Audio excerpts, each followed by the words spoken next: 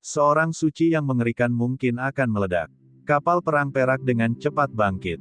Dalam sekejap mata, ia naik 1000 meter, menjadi titik hitam dalam pandangan Xiao Chen. Xiao Chen terkejut dan segera terbang. Mantra gravitasi bukanlah teknik bela diri yang benar-benar terbang. Semakin tinggi Xiao Chen terbang, semakin kuat gravitasi yang akan dialaminya, jumlah esens yang habis akan meningkat juga. Xiao Chen terbang semakin tinggi di langit, dia bisa melihat lapisan awan tak berujung mengepul, berkumpul di sekitar pilar cahaya di tengah formasi. Rasanya seperti dia akan tiba di cakrawala setelah menembus lapisan awan yang tak berujung ini. Esensi di tubuhnya dengan cepat habis. Xiao Chen mengerutkan kening, dia hanya masih bisa melihat sosok samar-samar kapal perang perak itu. Dia tidak tahu seberapa tinggi pesawat itu akan terbang. Xiao Chen mengatupkan giginya dan mengeluarkan batu roh kelas medial, memegangnya di tangannya. Esensi dalam jumlah yang mengerikan segera mengalir ke meridian Xiao Chen. Dense esens langsung memenuhi meridiannya. Sensasi kembung memenuhi setiap bagian kulit dan otot Xiao Chen, dia merasa seperti akan meledak. Mereka dipenuhi dengan energi yang tak ada habisnya dan tak terbatas. Ledakan, Xiao Chen berteriak, dan kecepatannya tiba-tiba meningkat beberapa kali lipat. Tubuh ini menyebabkan gelombang kejut di udara. Dalam sekejap mata, dia berhasil menyusul kapal perang perak itu. Gemuruh, kapal perang perak itu melayang di puncak pilar cahaya. Dengan suara yang keras, langsung membesar. Ada spanduk bertuliskan Yan Yan di haluan kapal, berkibar tertiup angin. Catatan TL, bahan mentahnya mengatakan kelipatan panjang 33 meter, dan lebar 6,6 meter. Ini terasa aneh untuk dimasukkan, oleh karena itu saya memutuskan untuk tidak memasukkannya. Satuan ukuran di sini adalah zang, satu zang adalah 3,3 meter. Jadi panjangnya puluhan zang dan lebarnya 2 zang. Awan gelap mengelilingi kapal perang, guntur bergemuruh tanpa henti, dan sambaran petir yang tak berujung mengelilinginya. Ia sebenarnya bisa memperbaiki dirinya sendiri. Bagaimana para sage kuno menyempurnakan ini? Xiao Chen kaget saat melihat sambaran petir mengelilingi kapal perang perak itu. Xiao Chen berencana untuk memperbaiki sendiri tanda formasi yang rusak. Dia tidak menyangka kapal perang perak itu akan memperbaiki dirinya sendiri setelah mendapatkan kembali spiritualitasnya. Xiao Chen tiba-tiba memikirkan sesuatu. Jika ia dapat memperbaiki dirinya sendiri seperti ini, sebagai harta rahasia seorang sage, ia akan memiliki tanda seorang sage. Sekarang setelah semua sage hilang, ia secara otomatis akan mencari seseorang dengan garis keturunan sage dan secara otomatis mengenalinya sebagai tuannya. Aku harus menghapus tanda sage dan mencapnya dengan tandaku sendiri. Xiao Chen berbicara pada dirinya sendiri perlahan, kata demi kata, matanya menunjukkan ekspresi penuh tekad. Dia melewati awan gelap yang tak terbatas dan kilatan petir yang tak berujung. Xiao Chen mendarat dengan kokoh di haluan kapal perang. Dia dengan hati-hati melihat kata Yan pada spanduk di haluan kapal. Bendera hitam besar itu sepertinya diturunkan dari zaman dahulu kala. Ia berdiri diam di haluan, berkibar tertiup angin. Kata Yan pada bendera itu ditulis dengan gaya kaligrafi kursif. Setiap pukulan sepertinya mengandung kekuatan dominan, memperlihatkan kekuatan yang kuat dan terlihat sangat mengesankan. Mata Xiao Chen bersinar seperti obor. Dia menatap kata Yan. Dia tahu apa yang harus dia lakukan. Dia harus bertarung melawan sage, menghapus tanda spiritual dari sage secara pribadi. Bahaya yang ada sudah jelas, ada kemungkinan kematian yang tinggi. Namun, tatapan Xiao Chen tetap tegas seperti biasanya. Dia tidak punya niat untuk mundur. Dia menusukkan sens spiritualnya ke dalam spanduk seperti pedang tajam. Ledakan. Saat itu juga, pemandangan di sekitarnya menghilang. Xiao Chen muncul di sepetak magma padat. Kadang-kadang, ada aliran api yang menyembur keluar. Di kejauhan, ada gunung berapi yang meletus, mengeluarkan api dan lava dalam jumlah besar tanpa henti. Anehnya, ada 9 matahari di langit. Dewa besar berdiri di langit, sebuah cahaya, lebarnya puluhan ribu meter, memancar di belakangnya. Kekuatannya yang tak terbatas menyebar ke seluruh ruang ini. Puci, dewa itu tiba-tiba membuka matanya dan menembakkan cahaya keemasan, menyelimuti Xiao Chen. Dia berteriak, beraninya kamu menunjukkan rasa tidak hormat di hadapan dewa. Kenapa kamu masih tidak berlutut? Suara ini seperti guntur di 9 langit, itu sangat mengejutkan. Itu bergema tanpa henti di angkasa, itu memekakkan telinga, menimbulkan ketakutan dalam diri sendiri. Akhirnya, suara ini menjadi gema, berulang dengan frekuensi yang sama dengan detak jantung Xiao Chen. Gemanya berulang semakin cepat, detak jantung Xiao Chen pun bersesuaian, berdebar dengan kecepatan yang sama seperti hendak melompat keluar dari dadanya. Bang, bang, bang, Xiao Chen memegangi dadanya. Dia bisa merasakan tekanan yang sangat besar. Dia merasa sangat tertekan, dia merasa sedih dan bingung. Wajah tampannya bengkok dan terdistorsi. Dengan bunyi, putong, kaki kanannya mau tidak mau berlutut. Masih belum berlutut, suara itu terus bergema di telinga Xiao Chen, seolah-olah membekas di benak Xiao Chen. Tampaknya mustahil untuk dihilangkan. Suara ilahi yang luas dan perkasa, di atas langit tertinggi, adalah suara seperti guntur, setiap kata adalah permata, seperti pedang atau pedang, tajam tanpa hambatan. Manusia seperti semut, bagaimana mungkin mereka tidak takut? Catatan TL, bagian ini terasa seperti sebuah puisi, setiap frasa terdiri dari 4 kata dalam bahasa Mandarin. Kekuatan sage kuno sangat menakutkan. Meski puluhan ribu tahun telah berlalu, tandanya masih memiliki kekuatan yang menakutkan. Ini sepenuhnya mendominasi ruang mental ini. Ini adalah pertarungan yang melampaui puluhan ribu tahun. Kecuali indera spiritual Xiao Chen bisa melampaui ini, dia tidak punya cara untuk menang. Saat lututnya yang lain menyentuh tanah, tanda spiritualnya akan lenyap selamanya, tubuhnya akan menjadi tidak berjiwa. Xiao Chen melakukan yang terbaik untuk bertahan, untuk menjaga kejernihan pikirannya. Adakah yang bisa mematahkan kekuatan dewa ini? Pernahkah saya melihat sesuatu yang mampu menginjak-injak dewa di bawah kakinya? Orang bijak kuno telah melihat dewa, jadi dia menciptakan kembali dewa di ruang ini. Namun, kultivator terkuat yang pernah dilihat Xiao Chen sebelumnya adalah Yue Ying. Bagaimana dia akan bertarung melawan dewa? Menurut pendapat Xiao Chen, bahkan Kaisar Guntur atau Kaisar Tianwu akan kesulitan untuk menang melawan dewa. Kekuatan para sage kuno jelas lebih kuat dari mereka, tidak ada keraguan tentang itu. Jika bahkan para sage tidak bisa mengalahkannya, lalu apa yang bisa? Para dewa yang dibayangkan oleh para sage adalah para dewa legendaris, keberadaan mereka lebih mengerikan daripada para sage atau kaisar kuno. Sesosok tiba-tiba muncul di benak Xiao Chen. Tiba-tiba, Xiao Chen teringat pria yang dilihatnya di gambar pemahaman Sage Dao.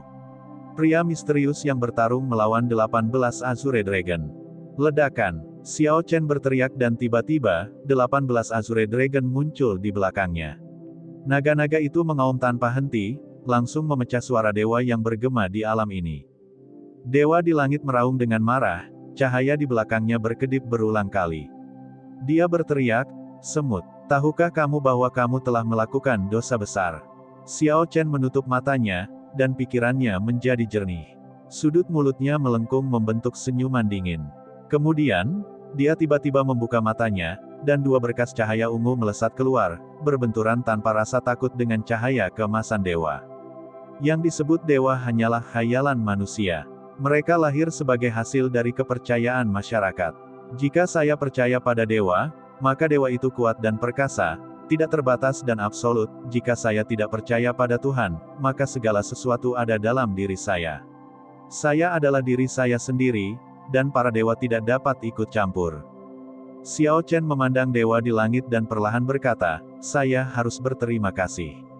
Kalau bukan karena kamu, obsesi di hatiku ini tidak akan pernah padam."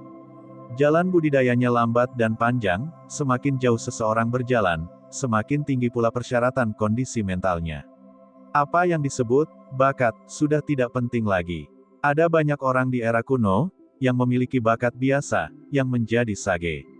Yang mereka andalkan adalah hati yang teguh dan kondisi mental yang murni. Terlepas dari dunia ini, adalah normal bagi orang-orang untuk menghubungkan hal-hal yang tidak dapat mereka jelaskan kepada dewa. Namun, apakah Tuhan benar-benar ada? Tidak ada yang tahu. Bahkan jika mereka melakukannya, itu tidak akan sama dengan yang diyakini kebanyakan orang. Xiao Chen kini berhasil menyingkirkan pemikiran seperti itu di dalam hatinya. Ini akan menjadi kesempatan besar bagi Xiao Chen saat dia melatih hatinya di masa depan. Pada akhirnya, dewa ini hanyalah tanda yang ditinggalkan oleh para sage. Selama Xiao Chen tercerahkan tentang hal ini, tidak ada alasan bagi Xiao Chen untuk kalah dalam pertempuran yang melampaui puluhan ribu tahun ini.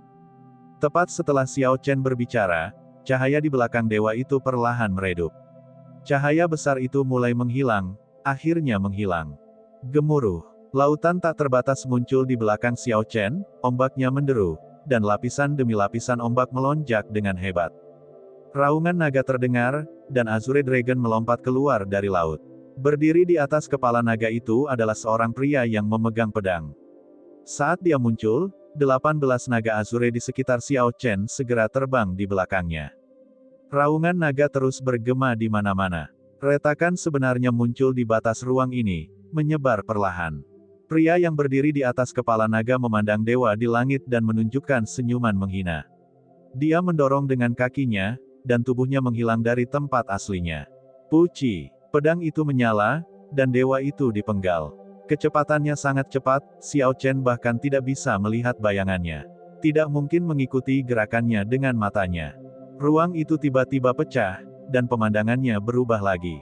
Gunung berapi tersebut menghilang, dan sebuah spanduk hitam besar muncul di tengah tanah terpencil. Xiao Chen sepertinya turun dari langit, perlahan mendarat di tanah. Dia berjalan ke spanduk hitam, dan dia melihat kata Yan yang kabur di spanduk itu. Xiao Chen tidak ragu-ragu saat dia berjalan mendekat dan mengambil spanduk hitam itu. Segera, awan melonjak, dan angin kencang bertiup, meniup pasir dan batu ke sekeliling. Hah! Xiao Chen membuka mulutnya dan menelan spanduk hitam itu. Ia bermaksud menelan Tao yang terdapat di dalam spanduk tersebut. Ruangan itu segera menjadi sunyi. Xiao Chen duduk bersila dan memejamkan mata, dengan hati-hati memahami hukum langit dan bumi, menyadari tentang Tao yang ditinggalkan para sage di spanduk. Lingkungannya terus berubah. Untuk sementara, api perang menyelimuti dirinya. Darah tersebar di seluruh medan perang kuno. Ada banyak sage yang terjatuh dan para iblis besar sekarat. Lalu, untuk beberapa saat, malam itu menjadi bersalju. Kelopak bunga memenuhi langit di bawah bulan purnama. Itu adalah pemandangan yang indah dan sangat menyentuh. Kemudian, ia menjadi seorang sage yang memahami Dao. Ada fenomena misterius yang terjadi di puncak gunung. Guntur tak berujung menderu. Sage sedang memahami Dao besar di tengah gemuruh guntur, mengembangkan hukumnya sendiri. Akhirnya, semua ini lenyap, meninggalkan warna abu-abu yang tak terbatas. Sesosok manusia berdiri di langit, memandang ke kejauhan. Ada kesepian yang tak terlukiskan di matanya. Ini adalah kehidupan seorang sage. Dia pernah menjadi liar saat remaja, mengalami cinta, penyesalan, gairah, dan kebencian, menjungkir-balikan dunia fana.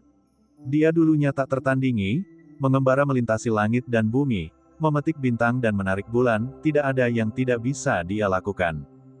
Namun, pada akhirnya, ia masih ditinggalkan dengan kesepian yang tak terkira. Tidak ada seorang pun yang bisa memahami rasa sakitnya. Dia menghela nafas panjang, jalan seorang sage terasa sepi, dan dunia manusia kosong. Xiao Chen tiba-tiba membuka matanya, kekacauan muncul di tatapannya. Dia melihat kehidupan seorang sage kuno. Rasanya 10.000 tahun telah berlalu, namun itu hanya terjadi sesaat, seperti mimpi. Di tengah kekacauan, sebuah spanduk hitam muncul di mata Xiao Chen. Setelah itu, ia terwujud dalam ruang ilusi. Xiao Chen berteriak dan terbang ke udara. Dia menggenggam tiang spanduk dan menancapkannya ke tanah dengan keras. Ada kata Xiao yang kuat dan bergema di spanduk hitam itu. Tanda yang dibiarkan sage ini akhirnya diasimilasi oleh Xiao Chen. Xiao Chen membuka matanya lagi, dan pemandangan sekitarnya berubah. Dia berdiri di haluan kapal perang perak. Dia akhirnya kembali ke dunia nyata. Spanduk hitam di haluan kapal perang berkibar tertiup angin. Kata Yan menghilang dan berubah menjadi kata Xiao, Xiao. Harta karun rahasia ini akhirnya memiliki tanda Xiao Chen. Xiao Chen tersenyum tipis dan mengirimkan sense spiritualnya. Dia mulai memeriksa tanda formasi di harta karun rahasia. Setelah sekian lama, dia menarik indera spiritualnya, merasa sedikit kecewa. Formasi ofensif tidak berubah menjadi lebih baik, tidak ada tanda-tanda akan diperbaiki. Sepertinya Xiao Chen tidak bisa menunggu sampai ranah budidayanya meningkat dan mengukirnya kembali. Namun, fungsi lain dari harta karun rahasia telah pulih. Tidak ada perbedaan dari saat berada pada puncaknya. Setidaknya dalam hal kecepatan dan pertahanan, itu tidak akan mengecewakan Xiao Chen. Xiao Chen tersenyum tipis. Dia melompat turun dari haluan kapal perang. Harta karun rahasia masih harus diredakan oleh Guntur selama 49 hari sebelum dapat menampilkan Tao langit dan bumi. Dalam jangka pendek, Xiao Chen tidak memiliki masalah apapun yang memerlukannya. Ada perasaan istimewa saat tubuh berada puluhan ribu meter di langit. Xiao Chen merasakan perasaan istimewa ini saat dia jatuh dengan cepat ke tanah. Awan gelap yang membentang selamanya hingga ke kejauhan muncul di bawah Xiao Chen. Dia memperluas indera spiritualnya untuk memeriksanya dan melihat tetesan hujan yang tak terhitung jumlahnya jatuh dari awan. Saat awan saling bersentuhan, akan terjadi gemuruh guntur dan kilat menyambar langit. Xiao Chen menghela nafas, setelah berada di surga, aku hampir melupakan masalah dunia fana. Batu roh tingkat medial di tangannya masih belum kosong. Xiao Chen menutupi dirinya esens dan menembus awan. Hujan yang turun padanya didorong oleh zat, mengalir keluar dari tubuhnya. Tiba-tiba, Xiao Chen terinspirasi. Dia menggunakan formula mengubah karakter Battle Sage Origin untuk meniru teknik bela diri Ji Changkong. Tubuhnya berubah menjadi meteor dan menuju ke tanah dengan keras. Ledakan, meteor itu menerobos tirai hujan yang tak henti-hentinya dan langsung mendarat di tanah. Terjadi ledakan keras, dan Xiao Chen muncul. Gelombang kejut tersebut menyebabkan tetesan hujan yang tak terhitung jumlahnya segera menguap. Xiao Chen melihat batu roh kelas medial yang benar-benar kehilangan cahayanya, dia merasa heran. Dia bergumam pada dirinya sendiri, teknik bela diri yang membutuhkan roh bela diri yang diwariskan akan menghabiskan esens dalam jumlah besar saat menggunakan formula mengubah karakter untuk menirunya. Saya harus mengingat ini di masa depan. Xiao Chen membuang batu roh kelas medial yang sudah habis dan meningkatkan langkahnya. Dia berjalan cepat di sungai Zhuang sebelum melewati air terjun yang mengalir deras, memasuki gua. Xiao Chen mengeluarkan teknik bela diri kuno dari cincin alam semesta dan mulai membacanya perlahan. Apa yang disebut teks kuno, sebenarnya adalah karakter tradisional Tiongkok, tidak sulit bagi Xiao Chen untuk membacanya.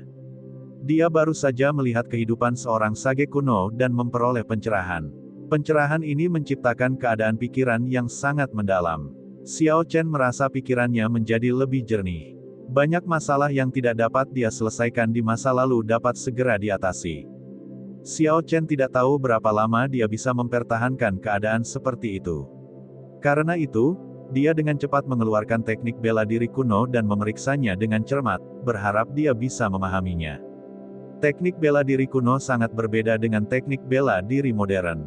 Perbedaan terbesarnya adalah teknik bela diri kuno tidak dibagi menjadi peringkat kuning, mendalam, bumi, dan surga. Xiao Chen memeriksa setiap buku dengan cermat. Dia tidak mencari pemahaman yang sempurna, apa yang bisa dia pahami sudah cukup.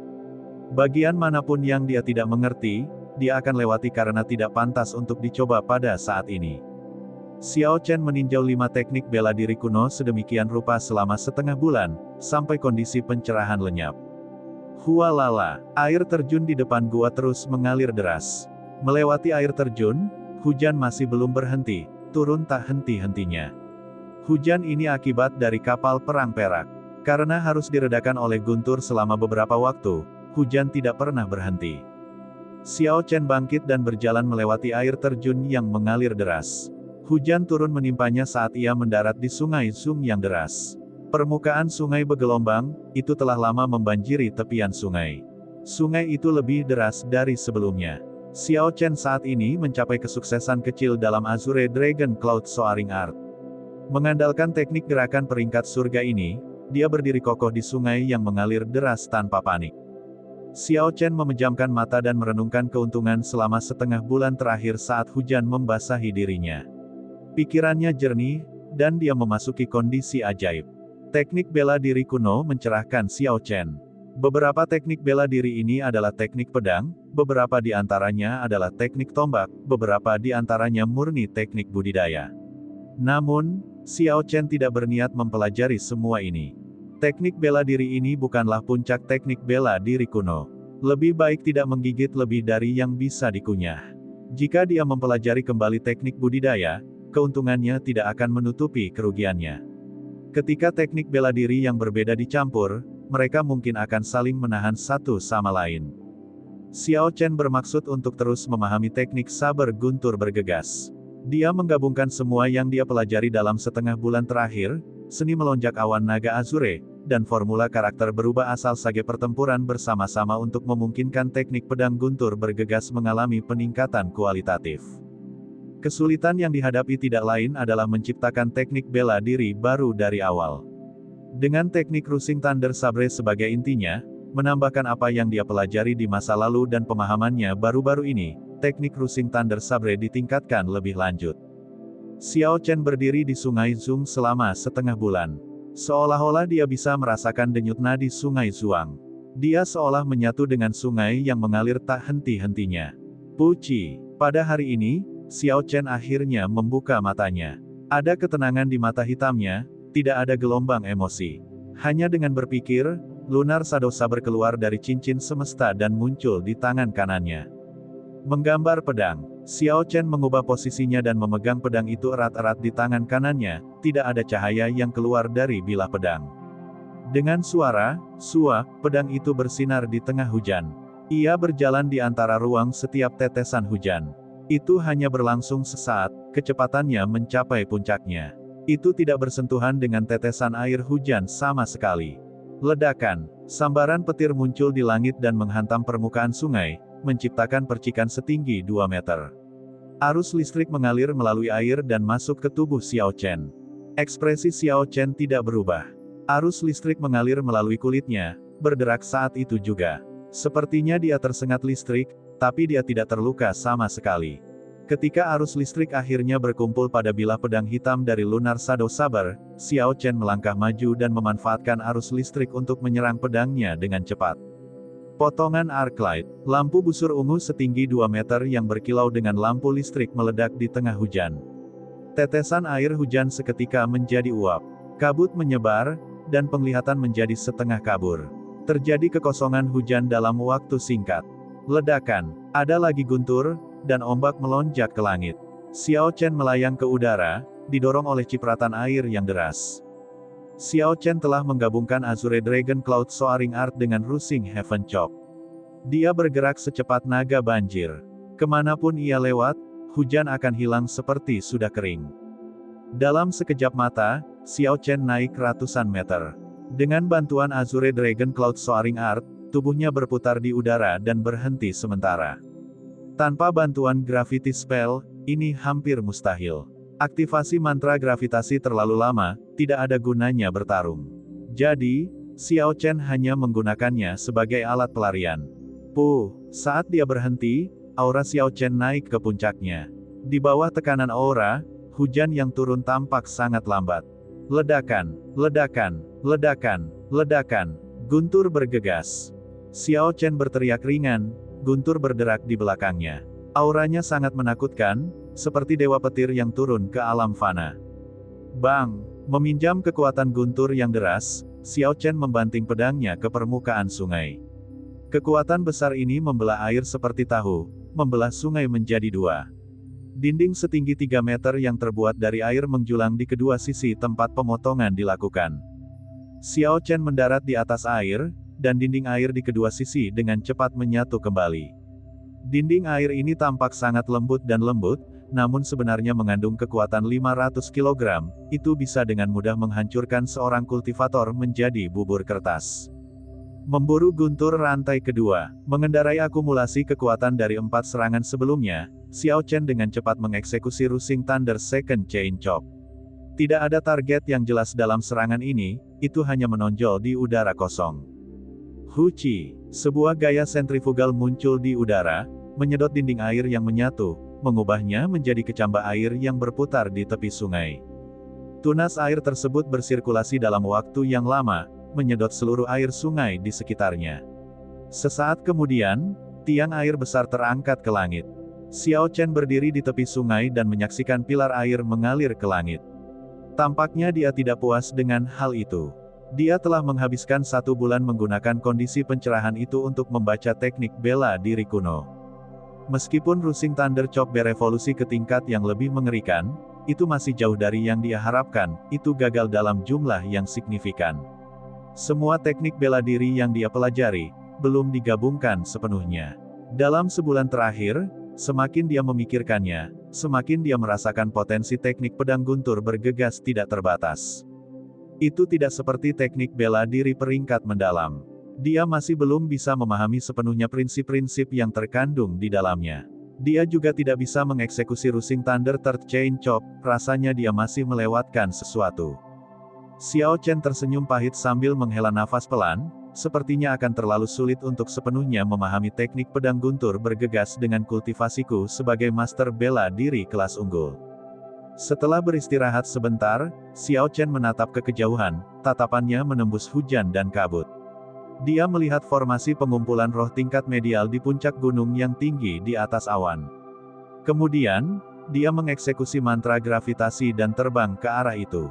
Setelah sekian lama dan menembus lapisan awan yang tak berujung, Xiao Chen tiba di puncak gunung sekali lagi. Di sini juga sedang turun hujan, namun hujan tersebut berasal dari energi spiritual yang mencair. Di tengah formasi pengumpulan roh, pilar cahaya keemasan masih tetap cemerlang seperti biasanya. Spirit Spring di kapal perang telah lama diperbaiki. Ia tidak lagi memerlukan bantuan energi spiritual untuk menjalani baptisan guntur. Xiao Chen mengumpulkan botol pengumpul energi spiritual dan menyimpannya ke dalam cincin semesta. Kemudian, dia memasuki formasi pengumpulan roh dan duduk bersila, memasuki kondisi kultivasi. Dia tidak ingin membiarkan energi spiritual yang terkumpul terbuang percuma. Semua tetesan yang terkondensasi dari energi spiritual di langit langsung berkumpul di Xiao Chen. Energi spiritual yang tak terbatas mengalir ke dalam dirinya. Energi spiritual mengalir di meridian Xiao Chen. Kecepatan budidaya dalam formasi pengumpulan roh ini jauh lebih cepat dibandingkan budidaya di gua belakang air terjun. Xiao Chen memakan pil puasa lagi dan mulai mengedarkan mantra ilahi guntur ungu berulang kali. Hari-hari berkultivasi sangatlah sepi. Matahari terbit dan terbenam, awan berkumpul dan tersebar. Xiao Chen seperti patung, tidak bergerak. Setelah setengah bulan, tanda formasi perlahan mulai retak, 10 batu roh kelas medial semuanya berubah menjadi debu. Ledakan. Xiao Chen membuka matanya dan menembakkan seberkas cahaya ungu. Setelah berkultivasi dengan pahit dan mencapai pemahaman selama lebih dari sebulan, ditambah dengan kultivasi yang dia lakukan dalam formasi pengumpulan roh, dia akhirnya mencapai puncak master bela diri tingkat tinggi. Ada senyuman tipis di wajah Xiao Chen, dia akhirnya mengungkapkan ekspresi kepuasan.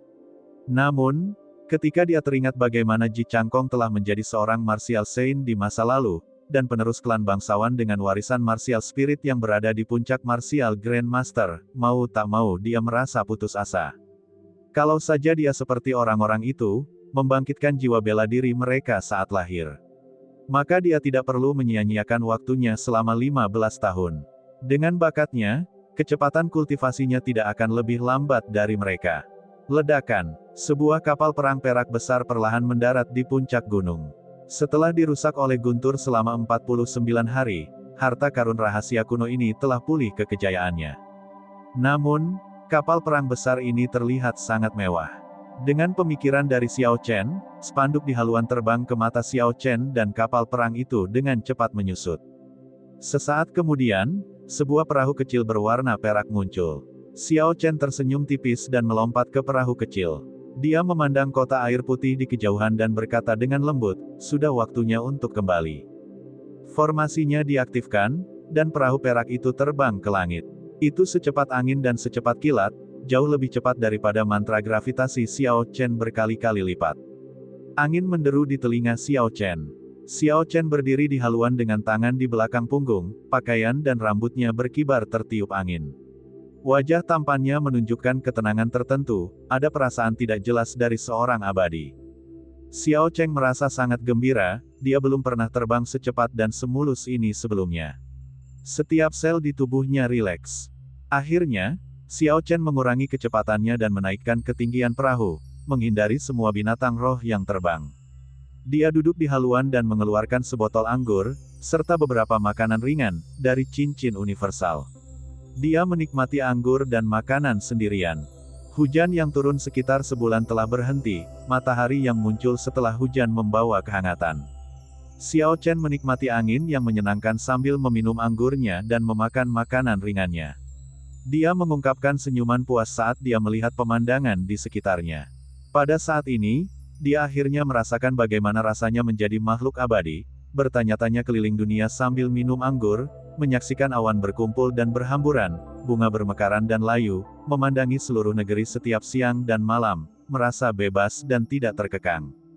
Xiao Chen duduk di haluan kapal, terbang tinggi di langit. Saat dia hendak meninggalkan Savage Forest, sense spiritual Xiao Chen mengambil kapal perang hitam di bawahnya. Xiao Chen sedikit heran di dalam hatinya. Dia dengan cepat meningkatkan ketinggian perahu dan dengan cermat memeriksa sekelilingnya. Setelah beberapa saat, istana es besar klan Duanmu, kapal perang emas Markis Guyi, dan kapal perang kerajaan hitam klan Hua semuanya muncul.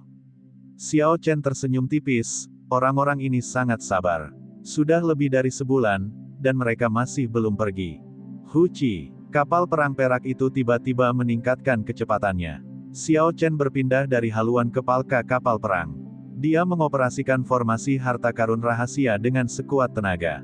Harta karun rahasia kuno langsung menunjukkan kecepatan yang mengerikan. Itu berubah menjadi kilatan cahaya perak dan menuju ke kota air putih dengan kecepatan tinggi. Ketika jaraknya sekitar 1000 meter dari kota air putih, Xiao Chen menghentikan kapal perang perak di langit.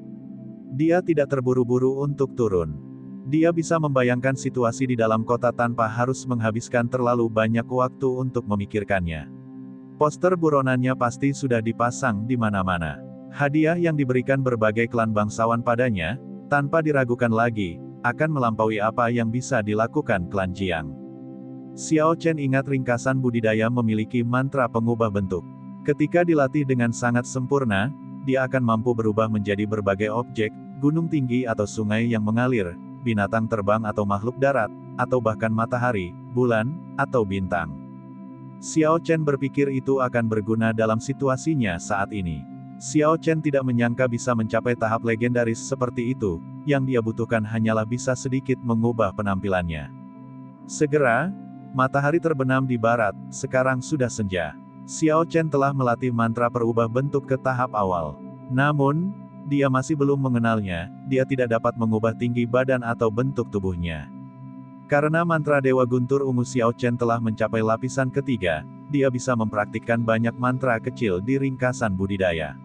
Namun, dia tidak punya waktu untuk menelitinya.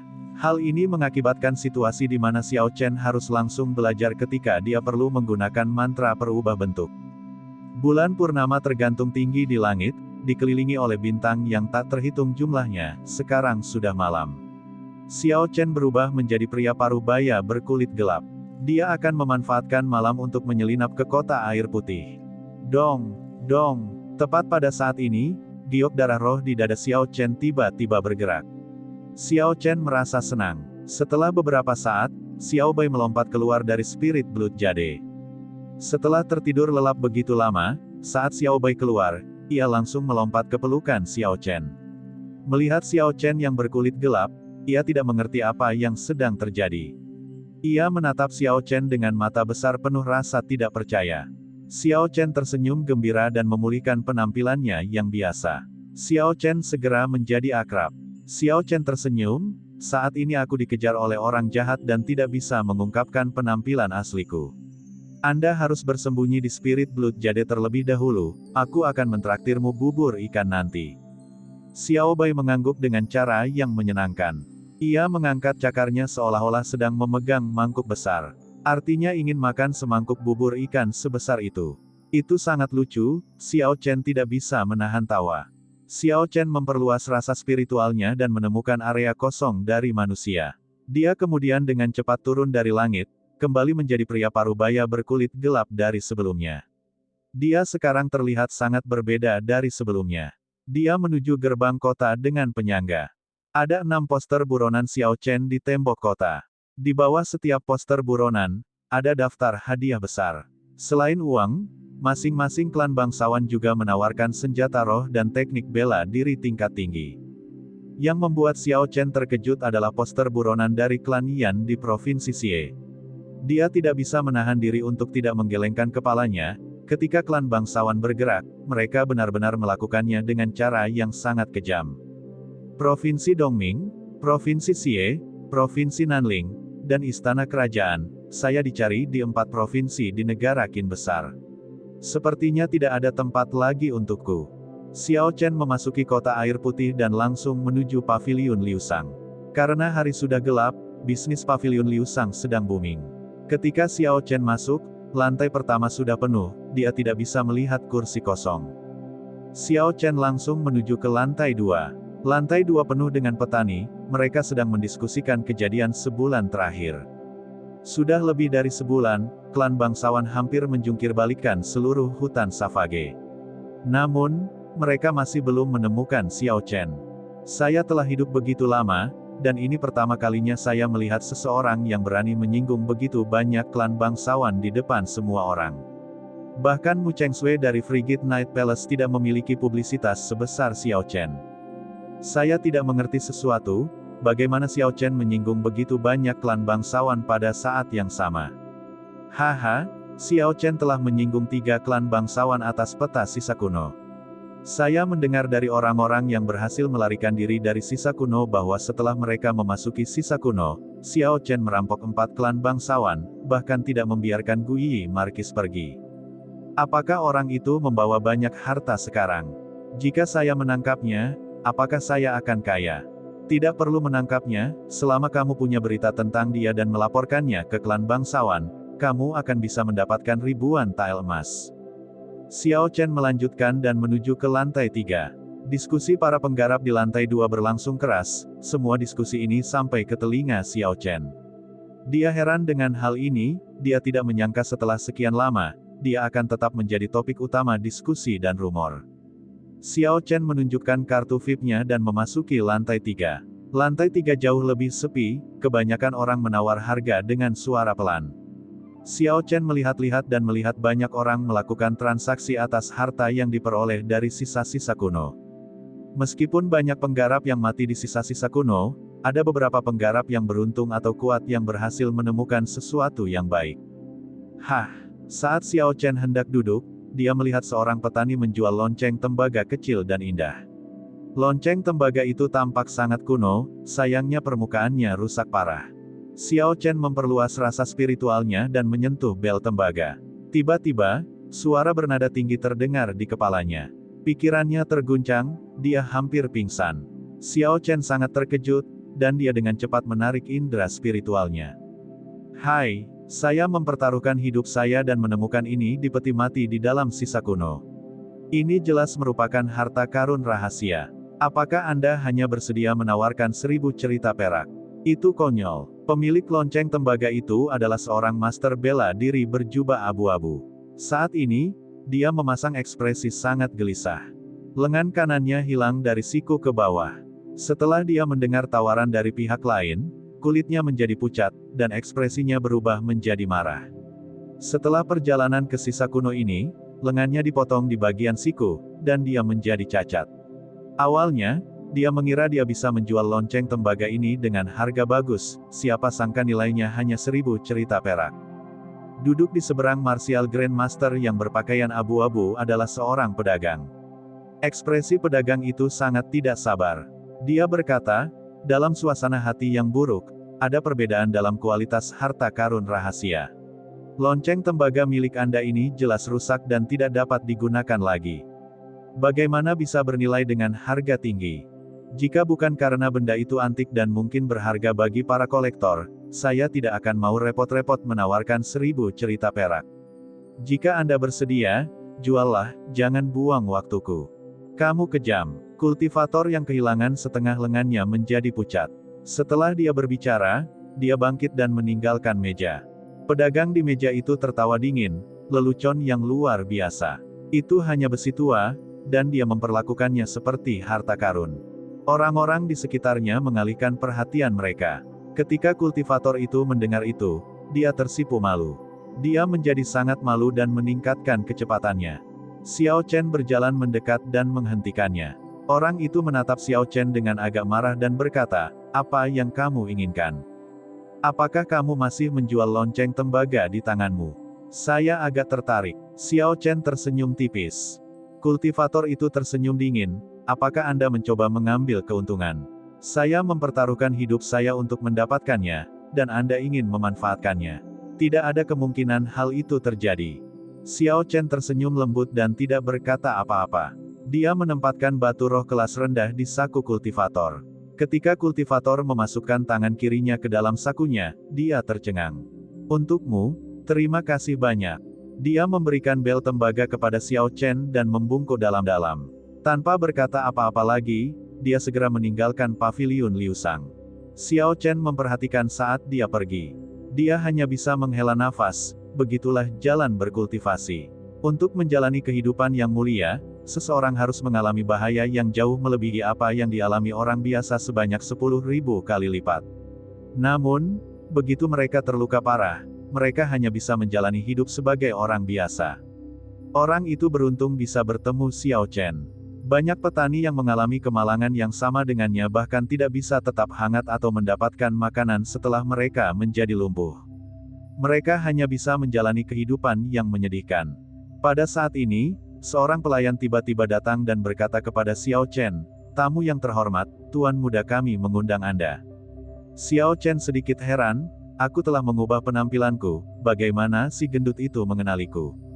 Xiao Chen dipenuhi keraguan. Dia menyingkirkan bel tembaga dan mengikuti pelayan itu, langsung menuju ke lantai 5. Di lantai 5, wajah familiar si gemuk memperhatikan saat Xiao Chen muncul.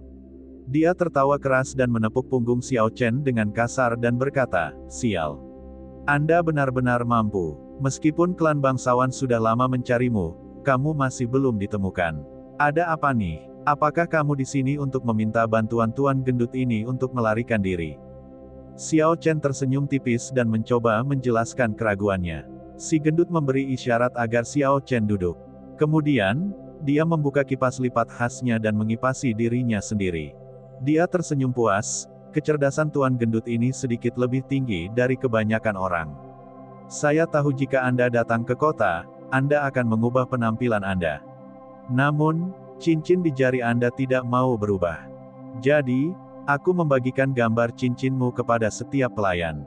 Saya mengatakan kepada mereka untuk segera membawa siapapun yang memakai cincin seperti itu kepada saya.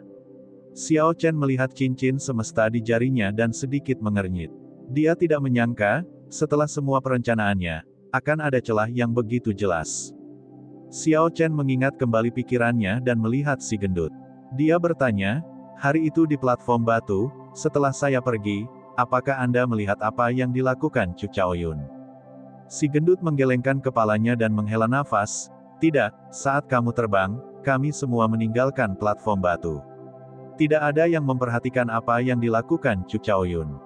Ketika kami kembali, peti mati dan mayatnya, serta Chu Chaoyun, menghilang." Setelah mendengar ini, Xiao Chen sedikit mengernyit. Dia memikirkannya dengan cermat. Dia berhasil mengklarifikasi beberapa keraguan yang dia miliki tentang perjalanan ke sisa-sisa kuno ini. Namun, Chu Chaoyun dan peti matinya menghilang bersama. Dia tidak memahami hal ini. Meskipun Kaisar Tianwu bukan berasal dari era kuno, dia memahami hukum langit dan bumi dan memahami Dao-nya sendiri. Tubuh itu secara otomatis mengeluarkan Dao yang menolak cincin tata ruang. Tidak mungkin menempatkan tubuhnya di cincin spasial. Namun, peti mati itu menghilang bersama dengan peti mati yang begitu besar. Bagaimana itu bisa terjadi? Selain berkultivasi dalam sebulan terakhir, Xiao Chen telah memikirkan tentang peristiwa perjalanan ke sisa kuno. Dia merasa ada seseorang di belakang layar, memanipulasi kejadian dan mengubah orang lain menjadi bidak catur. Xiao Chen bertanya pada si gendut, "Pernahkah kamu berpikir tentang bagaimana klan Jiang memperoleh peta sisa kuno?"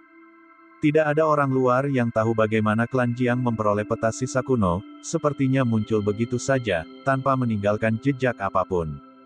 Kemudian, secara tidak sengaja bocor, menyeret klan bangsawan dari provinsi Dongming ke dalamnya. Akhirnya, tidak ada yang mengira klan Jiang sebenarnya memiliki pendukung, klan Ji, yang tidak takut pada klan bangsawan. Semuanya berada dalam keseimbangan yang rumit. Tidak ada seorang pun yang bisa menjelajahi sisa-sisa kuno sendirian, mereka hanya bisa masuk bersama. Jin Dabao mengeluarkan beberapa gambar dari berbagai usia. Semua gambar ini sangat kuno, mereka semua memancarkan aura usia. Yang tertua diperkirakan oleh Xiao Chen setidaknya berusia 3000 tahun. Si gendut perlahan berbicara, saya terlambat bereaksi. Sebelum kami memasuki sisa kuno, saya merasakan ada yang tidak beres. Karena itu, saya memerintahkan orang-orang saya untuk mengumpulkan semua berita tentang sisa-sisa kuno di Provinsi Dongming. Pada akhirnya, saya baru mendapatkan hasilnya beberapa hari yang lalu. Tujuan akhir dari semua gambar ini adalah istana bawah tanah yang kami kunjungi. Saya memeriksanya, gambar paling awal dibuat ketika dinasti Tianwu baru saja runtuh. Xiao Chen tercengang, dinasti Tianwu telah runtuh 5000 tahun yang lalu. Artinya, hal ini telah direncanakan 5000 tahun yang lalu dan berlangsung hingga saat ini. Memikirkan platform batu yang aneh dan mayat yang tak terhitung jumlahnya di atasnya, Xiao Chen berkata dengan sedikit tidak percaya, apakah kamu mengatakan seseorang sedang mencoba untuk menghidupkan kembali Kaisar Tianwu? Jelas sekali ada formasi kuno di bawah platform batu yang menyerap kekuatan hidup dan energi spiritual setiap orang sebelum mengumpulkan mereka semua di satu tempat. Lemak itu mengusap kepalanya. Dia berkata, itu seharusnya tidak mungkin terjadi. Sepanjang sejarah benua Tianwu, metode untuk menghidupkan kembali orang mati belum pernah disebutkan sebelumnya. Bahkan Kaisar Agung tidak punya cara untuk melakukannya. Ada banyak yang menyebutkan tentang menghidupkan kembali orang mati, tapi hal itu tidak mengingat kenangan kehidupan mereka sebelumnya. Xiao Chen memikirkannya dan setuju. Menghidupkan kembali orang mati bertentangan dengan siklus Dao. Jika itu terjadi, akan terjadi perubahan besar pada hukum langit dan bumi. Apa pendapatmu tentang martial sage tanpa kepala yang tak terhitung jumlahnya di platform batu? Xiao Chen teringat masih ada pedang patah di cincin semesta miliknya. Hingga hari ini, dia tidak dapat menemukan sesuatu yang istimewa darinya. Dia ingin melihat apakah dia bisa mendapatkan informasi dari si gendut. Jin Dabao mengeluarkan sebuah gambar kuno dan berkata, ini adalah gambar dari 1000 tahun yang lalu. Periode itu adalah periode terhebat di negara Qin besar. Terlepas dari provinsinya, Provinsi Dongming, Provinsi Xie, atau Provinsi Nanling, ada banyak orang jenius. Orang-orang yang pergi pada waktu itu adalah orang-orang yang berada di puncak. Masing-masing dari mereka adalah martial sage. Menurut pemahamanku, itu seharusnya menjadi yang terakhir kalinya, tapi sepertinya seseorang merusak rencana mereka. Jadi, kami dapat melakukan perjalanan ini sekarang. Orang yang merencanakan ini tampak semakin menakutkan ketika mereka memikirkannya. Dia bahkan mampu membuat para martial sage menari di telapak tangan mereka. Tidak diketahui siapa yang merusak rencana mereka, tapi budidayanya jelas tidak rendah. Si gendut bergumam pada dirinya sendiri beberapa saat sebelum berkata, menurut situasi pada periode itu, hanya ada satu orang di negara Qin besar yang bisa melakukannya. Siapa? Kaisar Guntur Sangmu. Jin Dabao mengucapkan setiap kata dengan perlahan. Kaisar Guntur adalah kaisar bela diri terakhir dari negara Qin besar. Dia juga orang terkuat di negara Qin besar, keberadaannya di tahun-tahun terakhirnya tidak diketahui. Dugaan saya, dia pasti ada hubungannya dengan ini. Xiao Chen tidak terlalu terkejut, dia sudah membuat tebakan yang sama dengan si gendut. Luka di leher para martial sage itu memang bekas luka akibat aliran listrik. Ketika Ao Jiao akhirnya bangun, dia bisa mencoba bertanya padanya. Sebagai roh senjata pedang kayu guntur, dia pasti mengetahui sesuatu. Kamu sepertinya telah melupakan seseorang, kata Xiao Chen, dia tidak melanjutkan untuk mencari jawaban dari pertanyaan sebelumnya. Jin Dabao tersenyum tipis, saya tahu siapa yang kamu bicarakan. Chu Chaoyun kan. Saya hanya bisa mengatakan orang ini sangat misterius dan sangat kuat. Sebaiknya Anda tidak menyinggung perasaannya. Jangan menyinggung perasaannya. Namun, Xiao Chen merasa cepat atau lambat dia akan melawannya. Ini adalah firasat yang tidak memiliki dasar apapun, dan tidak ada bukti atau alasan untuk itu hanya perasaan. Setelah mendapatkan informasi tersebut, Xiao Chen bangkit dan bersiap untuk pergi. Si gendut buru-buru menariknya kembali, berkata, kamu benar-benar tidak membutuhkan aku untuk membantumu melarikan diri. Orang-orang dari klan bangsawan semuanya memburumu. Xiao Chen tersenyum tipis, tidak perlu. Itu benar, tolong minta seseorang membawakanku bubur ikan. Aku membutuhkannya. Si gendut memanggil seorang pelayan untuk membuatkan Xiao Chen bubur ikan. Dia kemudian berkata, itu benar, pada saat ini, klan bangsawan dan klan Jiang berada di hutan liar. Kota air putih jauh lebih aman. Namun, kakak Xiao, apakah kamu tidak melupakan sesuatu? Xiao Chen bertanya dengan bingung, apa? Si gendut terkekeh dan mengeluarkan surat promes. Dia berkata, saudara Xiao, tentunya kamu belum begitu cepat melupakan surat promes ini. Terlebih lagi, sama saja bagimu apakah kamu menjual harta klan bangsawan kepada siapapun, jadi sebaiknya kamu menjualnya kepadaku. Jika Anda melakukannya, saya akan menganggap utangnya sudah lunas. Aku memang melupakan hal ini. Xiao Chen berpikir sejenak, dia juga tidak membutuhkan hal-hal itu. Karena itu, dia mengeluarkan semua senjata roh, armor perang, teknik bela diri kuno, dan pil obat dari cincin alam semesta. Harta karun itu menumpuk seperti gunung kecil di atas meja kecil. Si gendut memperhatikan sampai matanya hampir keluar. Setelah sekian lama, dia tidak bisa menahan tawa kerasnya. Setelah sekian lama, si gendut melihat Xiao Chen menatapnya dengan aneh. Dia segera berhenti tertawa dan berkata, saya tidak dapat menahan diri, saya tidak dapat menahan diri. Itu benar, bukankah masih ada batu roh? Itu adalah barang bagus. Masing-masing dari 3 klan bangsawan memiliki beberapa bersama mereka. Lemak ini tidak hanya serakah pada tingkat biasa. Xiao Chen tersenyum tipis dan berkata, kamu bisa melupakan batu roh. Inilah yang saya jual. Bayar setengahnya kepadaku dengan batu roh dan setengahnya lagi dengan uang kertas tael emas. Wajah si gemuk yang sebelumnya tersenyum langsung menjadi pahit. Dia berkata, saudara Xiao, izinkan saya memberitahu Anda hal ini, mendapatkan uang kertas itu mudah, tetapi batu roh lebih bermasalah. Xiao Chen berpikir sejenak, dan dia menjawab, kalau begitu ubah semuanya menjadi uang kertas. Namun, tolong persiapkan semuanya besok pagi. Kemungkinannya adalah, saya tidak akan muncul lagi di Provinsi Dongming. Si gendut tahu tentang keadaan Xiao Chen. Dia berkata, tidak masalah.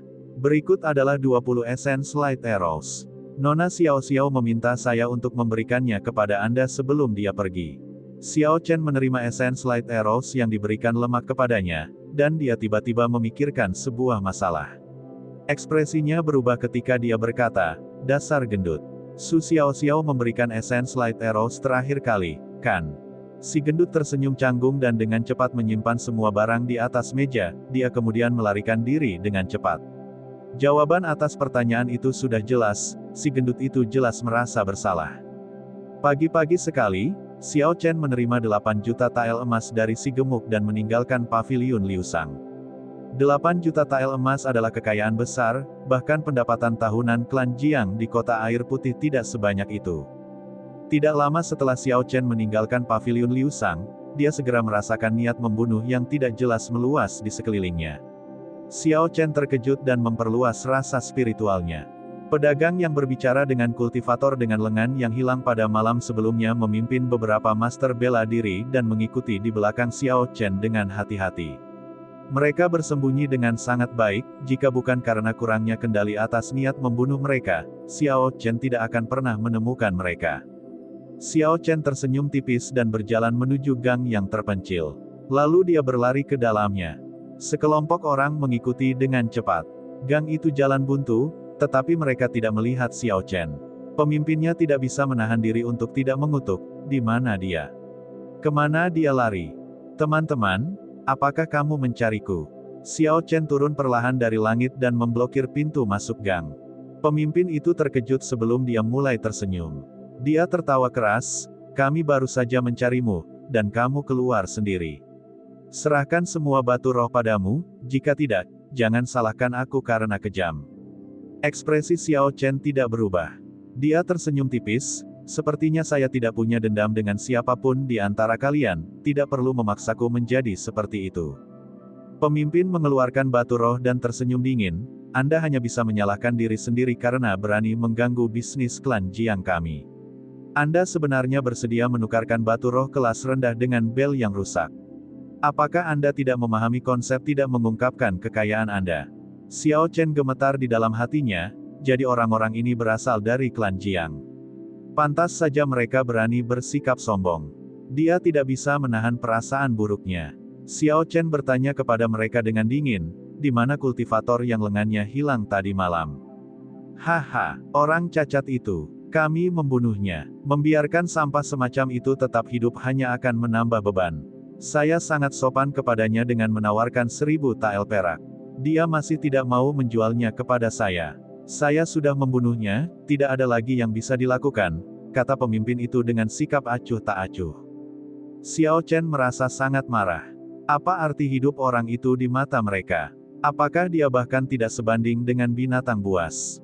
Tidak ada lagi omong kosong, bunuh, pemimpinnya sudah sangat tidak sabar. Dia membuka mulutnya untuk memerintahkan anak buahnya membunuh Xiao Chen. Namun, sebelum dia selesai berbicara, dia tiba-tiba melihat kilatan cahaya ungu. Tubuhnya sudah terbelah dua. Lunar Shadow Saber berlumuran darah. Xiao Chen mengeluarkan selembar kain tua dan menyekanya hingga bersih. Setelah beberapa saat, dia menembakkan beberapa aliran api ungu dan membakar mayat-mayat itu di tanah. Xiao Chen hanya menggunakan waktu singkat untuk menghadapi 5 Grandmaster bela diri kelas rendah. Dengan budidaya Xiao Chen saat ini sebagai Master bela diri puncak, serta prestasinya dalam teknik pedang guntur bergegas dan seni melonjak awan naga azure, dia tak tertandingi dalam ranah Master bela diri. Faktanya, kecuali mereka adalah Master bela diri puncak, atau mewarisi roh bela diri atau harta karun rahasia lainnya, mereka tidak akan bertahan lebih dari 10 gerakan dengan Xiao Chen. Setelah dia sepenuhnya memamerkan teknik pedang guntur bergegas, rasanya seperti guntur dan angin menderu-deru, seperti sambaran petir. Setiap gerakannya lebih kuat dari yang sebelumnya, mampu membunuh musuh di atas wilayah budidayanya. Jika dia bertemu dengan musuh yang berkemauan lemah, membunuh mereka semudah memotong semangka. Setelah menggunakan beberapa esens, penampilan asli Xiao Chen terungkap. Ini adalah hasil dari mantra perubah bentuk yang tidak dikembangkan hingga tingkat yang memadai. Selama dia menggunakan esens, dia akan segera memulihkan penampilan aslinya. Saya telah mencapai keadaan seperti itu hari ini karena ejekan awal Jiang Muheng, menindas yang lemah dengan kekuatannya. Jika bukan karena klan Jiang, saya tidak akan berlarian di jalanan seperti tikus, dikejar oleh klan bangsawan. Jika bukan karena klan Jiang, kultivator dengan lengan yang hilang tidak akan terbunuh. Dia tidak akan mudah diberhentikan dengan kata-kata acuh tak acuh seperti, aku sudah membunuhnya, tidak ada lagi yang bisa dilakukan. Mata Xiao Chen memerah. Menurut berita Jinda Bao, kepala klan Jiang dan ahli martial Sein mereka saat ini berada di hutan Savage mencarinya. Ini berarti tidak ada lagi martial Sein yang tersisa di kediaman Jiang, tidak akan ada orang yang bisa menjadi ancaman bagi Xiao Chen. Terlalu banyak hal yang tidak adil di dunia ini, Xiao Chen tidak bisa diganggu, dia juga tidak mau berurusan dengan mereka. Namun, klan Jiang ini terlalu keji. Mereka terus mengganggunya berulang kali. Kalau begitu, sebaiknya aku musnahkan semuanya, pikir Xiao Chen dalam hati. Dia mengenakan jubah hitam dan perlahan-lahan berjalan menuju kediaman Jiang. Kediaman Jiang berada di jalan besar di sebelah barat kota. Itu menempati tanah seluas ribuan meter persegi. Ada pertunjukan kemewahan yang luar biasa di gerbang depan. Hanya anak tangga menuju ke sana yang menanjak setidaknya 10 meter. 10 master bela diri berdiri di setiap sisi. Ada juga 2 singa batu besar di setiap sisinya, yang tampak menakjubkan. Siapa yang menyelinap di sekitar sana? Apakah kamu tidak tahu ini adalah klan Jiang? Enyahlah secepatnya sebelum aku mematahkan kakimu. Para penggarap yang berdiri di depan gerbang kediaman Jiang berteriak ketika mereka melihat Xiao Chen, mengenakan jubah hitam. Xiao Chen menurunkan tudung kepalanya dan memperlihatkan wajah tampan. Dia tampak sangat tajam saat melepaskan niat membunuhnya dengan kekuatan penuh. Dia tersenyum tipis, apakah saya tidak punya hak untuk berdiri di sini? Itu Xiao Chen. Cepat, bunuh dia. Kepala klan mengatakan siapapun yang membunuhnya akan diberi posisi sebagai penatua. Semua orang mengenali penampilan Xiao Chen. 20 master bela diri menghunus senjatanya dan bergegas maju dengan niat membunuh yang melonjak. Nyala api yang tak terbatas dan tak terbatas muncul di mata kanan Xiao Chen sebelum berubah menjadi cahaya ungu.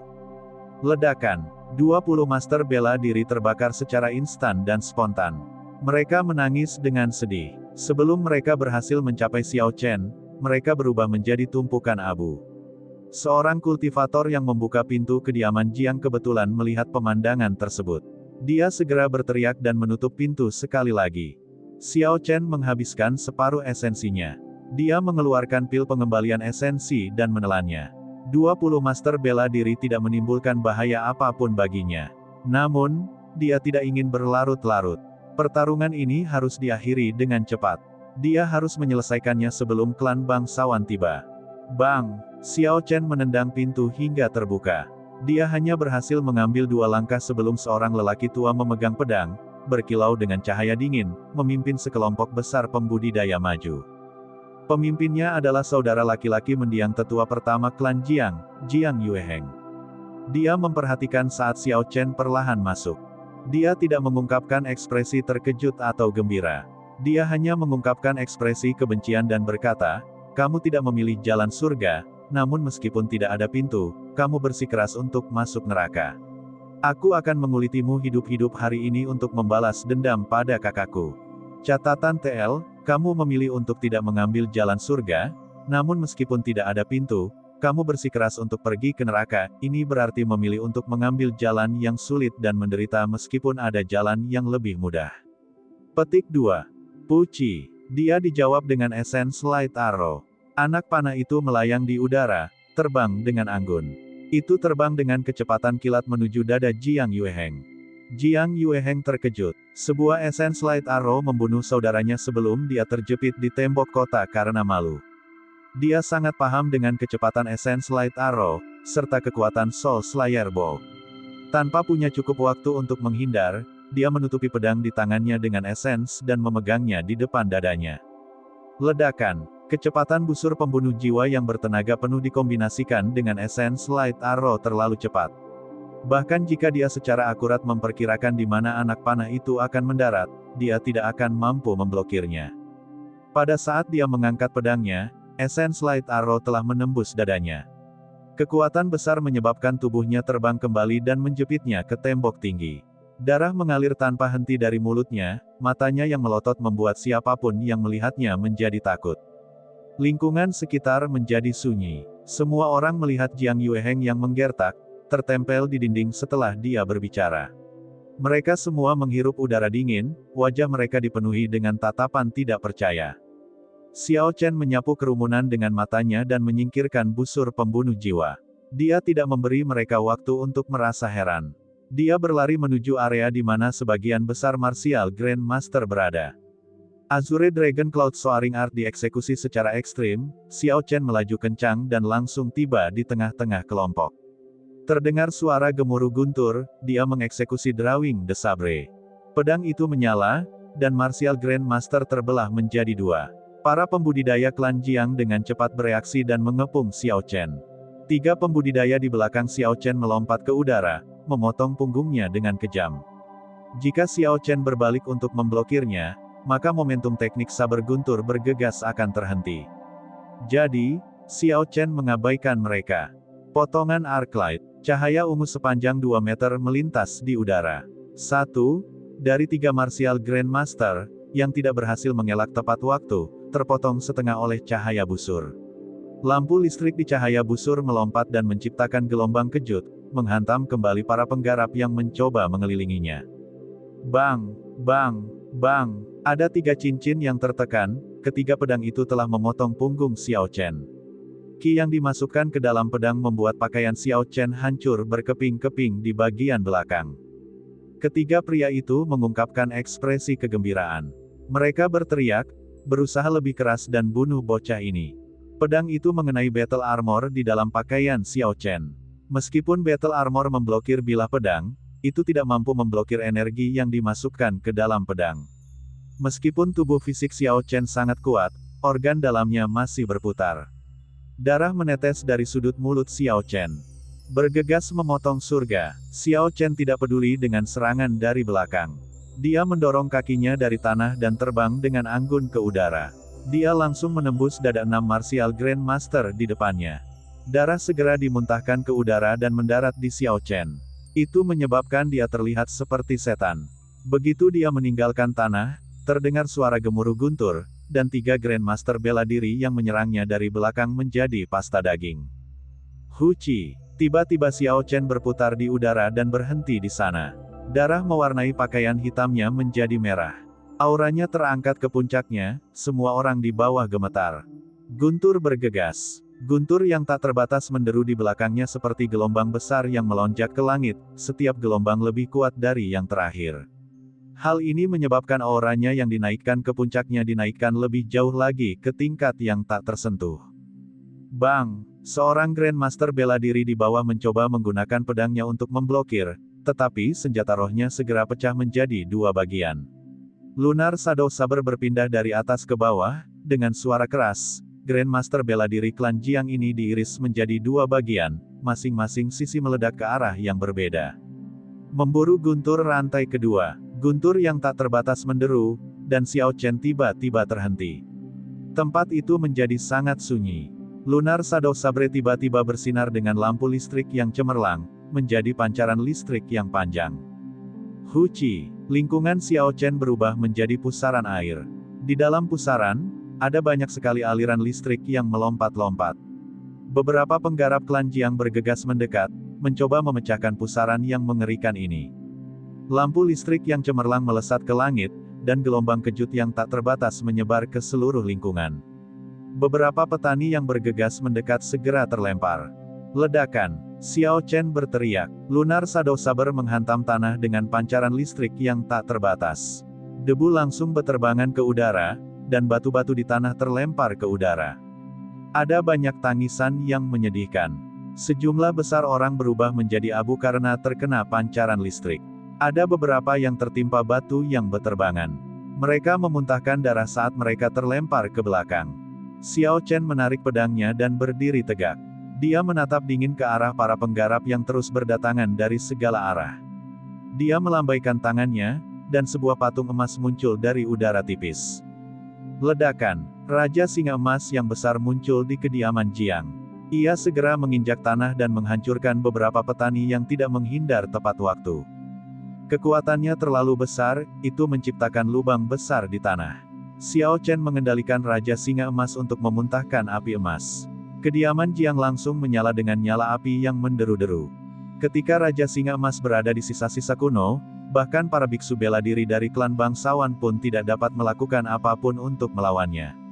Bagaimana Grandmaster bela diri dari klan Jiang ini bisa menghadapinya? Xiao Chen awalnya tidak ingin menggunakan Raja Singa Emas. Namun, ada terlalu banyak pembudidaya yang ingin bunuh diri di klan Jiang. Mereka semua ingin mengambil kepalanya dan menukarnya dengan kekayaan dan kekuasaan yang tak ada habisnya. Setelah Raja Singa Emas yang besar muncul, tidak ada seorang pun yang dapat menghalanginya. Semua petani berteriak ketika mereka mencoba melarikan diri. Namun, mereka semua tidak mampu melakukannya. Semuanya diinjak-injak menjadi bubur atau dibakar menjadi abu. Kepala klan Jiang dan para biksu bela diri tidak ada di sini.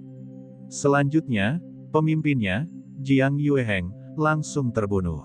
Sekarang setelah Raja Singa Emas yang tak terkalahkan muncul, semangat mereka langsung hancur. Di tengah kekacauan, Xiao Chen memperluas rasa spiritualnya dan mengabaikan semua kultivator yang melarikan diri. Dia sedang mencari perbendaharaan tersembunyi klan Jiang. Terdengar suara pertempuran dari sebuah paviliun di sebelah barat kediaman Jiang. Kadang-kadang, akan ada seseorang yang kehabisan harta karun, melarikan diri dari kediaman Jiang. Di masa-masa sulit, para penggarap klan Jiang menjadi kacau. Jelas sekali disinilah tempat perbendaharaan tersembunyi klan Jiang berada. Xiao Chen tertawa ringan ketika dia berdiri di punggung Raja Singa Emas dan bergegas mendekat. Angin sejuk bertiup, rambutnya yang berlumuran darah berkibar tertiup angin. Dia menghancurkan paviliun dan tembok yang tak terhitung jumlahnya dalam perjalanan ke sana, meninggalkan jejak puing. Para penggarap klan Jiang di perbendaharaan rahasia jelas terkejut ketika mereka melihat Xiao Chen. Sebelum Xiao Chen mendekat, mereka melarikan diri. Xiao Chen melompat turun dan memberi perintah kepada Raja Singa Emas untuk mengamuk, lalu dia mengabaikannya. Setelah penggunaan Raja Singa Emas ini, patung itu akan segera hancur. Tidak ada cara untuk menyelamatkannya. Dia masuk ke dalam perbendaharaan dan menelan pil pengembalian ki lainnya. Xiao Chen memperluas rasa spiritualnya, dan segala sesuatu dalam jangkauannya muncul di benaknya. Ada ruang rahasia di bawah perbendaharaan yang menarik perhatian Xiao Chen. Mengandalkan rasa spiritualnya, Xiao Chen menavigasi melewati banyak jalan rahasia dan jebakan. Dia dengan cepat sampai di ruang rahasia di bawahnya. Sebuah batu besar menghalangi pintu masuk, jelas ada mekanisme tersembunyi untuk membukanya. Tebal batu itu sekitar 66 cm. Xiao Chen tidak mau repot-repot menemukan mekanisme tersembunyi. Dia mengembunkan seuntai api ungu di jarinya. Api ungu berputar terus-menerus, setiap siklus yang berputar, esensi dalam tubuh Xiao Chen akan cepat habis. Menembak, Xiao Chen berteriak ringan, dan api sejati guntur ungu yang berputar ditembakkan. Ia meninggalkan ekor yang menyala-nyala saat terbang di udara. Itu menabrak batu dengan keras, dan terjadi ledakan keras. Sebuah lubang besar segera muncul di batu besar itu, retakan terus memanjang keluar dari lubang. Api sejati guntur ungu telah ditempa oleh Xiao Chen beberapa kali. Kekuatan penetrasinya jauh berbeda dari sebelumnya. Melihat lubang di batu itu, Xiao Chen mengangkat kakinya dan menendang batu itu, menghancurkannya menjadi potongan-potongan yang tak terhitung jumlahnya. Xiao Chen memasuki ruang rahasia dalam sekejap, tanahnya dilapisi dengan deretan kotak kayu. Dia dengan santai membuka salah satu kotak, dan cahaya keemasan menyala, emas, perak, mutiara, dan batu giok memenuhi kotak itu. Xiao Chen tersenyum tipis dan menyapu semuanya ke dalam cincin semesta miliknya. Ada total 20 kotak berisi harta karun, dia tidak meninggalkan apapun. Dia kemudian mengalihkan perhatiannya ke rak di kedua sisi. Barang-barang di rak sangat terorganisir. Satu rak untuk pil obat, satu untuk senjata roh, satu untuk teknik bela diri, satu untuk battle armor. Akhirnya, di rak terakhir, Xiao Chen bahkan melihat batu roh kelas rendah. Setidaknya ada 200 orang. Di atas batu roh, setidaknya ada 100 panah cahaya esensi. Kegembiraan memenuhi wajah Xiao Chen, dia tidak mau repot-repot menghitung semuanya. Dia hanya menyapu semuanya ke dalam cincin semesta dengan cara yang berantakan. Meski begitu, Xiao Chen masih menghabiskan lebih dari 10 menit untuk mengosongkan ruang rahasia. Hu Qi, sebelum Xiao Chen pergi, dia membakar semuanya sebelum mundur dengan tergesa-gesa. Raja Singa Emas menghancurkan segala sesuatu di kediaman Jiang, api beterbangan kemana-mana. Golden Lion King yang mengamuk itu seperti mesin besar yang rusak. Itu menyelimuti seluruh kediaman Jiang dalam kekacauan dan nyala api yang berkobar. Xiao Chen melihat ke kejauhan, ada 4 kapal terbang dengan cepat. Berbagai klan bangsawan menerima berita itu dan saat ini sedang bergegas. Xiao Chen tersenyum tipis, dan sebuah kapal perang perak terbang keluar dari mata kanannya. Dia dengan lembut melompat ke haluan, dan itu berubah menjadi kilatan cahaya perak, pergi dengan cepat. Tidak lama setelah Xiao Chen pergi, sebuah kapal perang hitam berhenti di depan kediaman Jiang.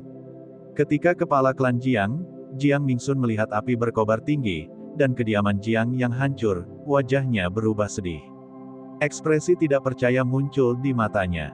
Jiang Mingsun pucat saat dia berkata, "Saya telah mengecewakan leluhur. Fondasi yang dibangun ratusan tahun hilang begitu saja. Kepala klan, ayo cepat periksa perbendaharaan rahasia. Selama kekayaan yang telah dikumpulkan klan Jiang selama ratusan tahun masih ada, kita akan memiliki kesempatan untuk bangkit kembali," kata seorang penatua yang ditahbiskan dari belakangnya. Jiang Mingsun bereaksi dan berkata dengan keras, benar, masih ada perbendaharaan rahasia. Akumulasi klan Jiang selama ratusan tahun ada di sana. Ada beberapa ribu tael emas dan pil obat, senjata roh, dan armor pertempuran yang tak terhitung jumlahnya. Kami pasti akan bangkit kembali. Dia sepertinya telah menemukan satu harapan terakhir. Dia memimpin orang-orang di belakangnya dan bergegas ke perbendaharaan rahasia. Ji Changkong memperhatikan perahu kecil berwarna perak di kejauhan tanpa ekspresi dari kapal perang hitam itu. Dia berkata dengan tegas, "Kejar dia. Jangan repot-repot melestarikan batu roh." Kapal perang hitam itu menghilang seperti hantu. Di depannya, burung es di bawah istana es mendalam klan Duanmu mengeluarkan teriakan nyaring dan mengejar Xiao Chen dengan kecepatan tinggi. Sekelompok besar petani berkumpul di depan kediaman Jiang. Mereka menyaksikan kediaman Jiang terbakar, dan semua memiliki pemikiran yang sama. Klan Jiang telah selesai, itu benar-benar dihancurkan oleh master bela diri kelas tinggi.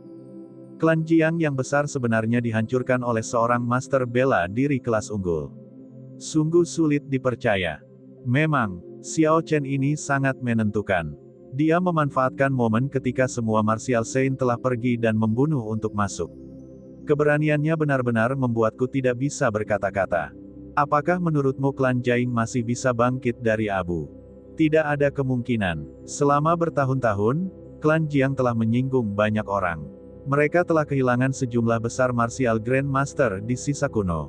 Sekarang fondasinya telah hancur, bisa dikatakan mereka telah hancur total. Itu bagus. Ketika anak haramnya itu masih hidup, dia menyebabkan begitu banyak masalah bagi orang tua ini.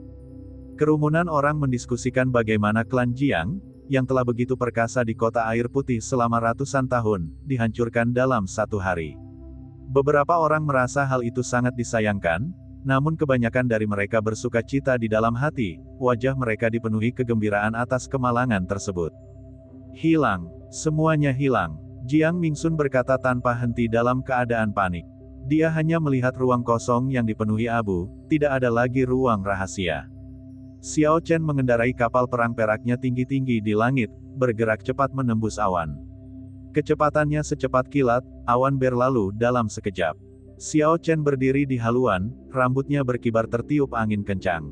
Xiao Chen menoleh ke belakang untuk melihat istana es yang mendalam mengejarnya. Dia tersenyum tipis dan menarik kembali kapal perang perak itu ke matanya. Lalu, dia jatuh dari langit. Xiao Chen berubah menjadi meteor dan mendarat di tanah dengan ledakan setelah beberapa saat. Dia telah benar-benar lenyap dari pandangan atau persepsi istana es yang mendalam. Setengah bulan kemudian, hadiah yang diberikan pada Xiao Chen oleh berbagai klan bangsawan digandakan. Saat berita itu keluar, terjadi keributan di mana-mana. Seketika, semua orang di negara Qin besar mengetahui nama Xiao Chen. Xiao Chen menjadi topik diskusi di meja makan. Semua orang membicarakan identitas Xiao Chen. Ada beberapa versi cerita tentang bagaimana dia menaruh dendam dengan klan bangsawan.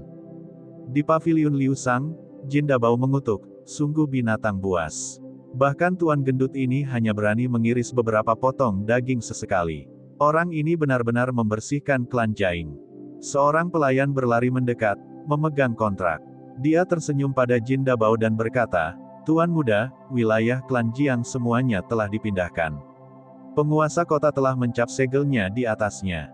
Yang mengejutkan pelayan itu adalah si gendut tidak memiliki senyuman puas di wajahnya. Dia perlahan-lahan mengambil kontrak itu dan berkata, ini tidak ada artinya. Tidak ada tantangan sama sekali.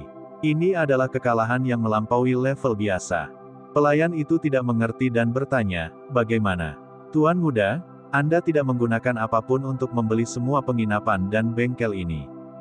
Si gendut itu mengumpat, apa yang kamu tahu?